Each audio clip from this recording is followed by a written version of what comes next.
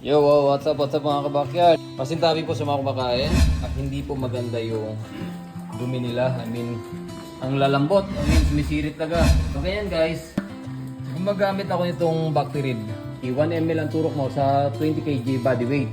So kapag yung gaya mabiig pa lang, malilit pa lang, wala pang 10 kg yan, nasa 0.2, 0.3 hanggang 0.4 ml ang turok natin.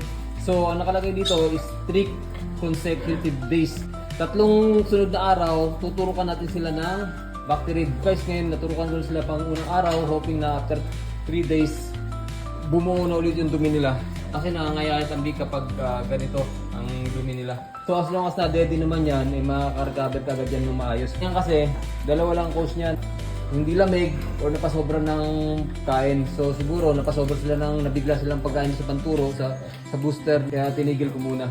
So gamutin muna natin guys. So after 3 days, update ko sa inyo. Thank you so much. After 3 days na pagtatay nila guys, pasintabi po sa mga kumakain. Kahit pa paano, yung dumi nila ay back to normal na. Yung buo-buo na yung dumi nila, pasintabi po sa kumakain. Nakakabawi na rin yung katawan nila. Pati ito, sinusundutan ko ng ganito head start.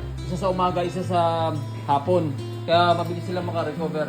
Sa aking karanasan na mas mabilis sila, yun yung way ko para mabilis silang bumalik sa normal at maging normal yung dumi nila. Pero kung ano yung mas magandang way nyo pa, go for what best for you guys. Kaya thank you so much for watching and happy farming! Ayan na, naka-recover na sila. Laki ng agad guys.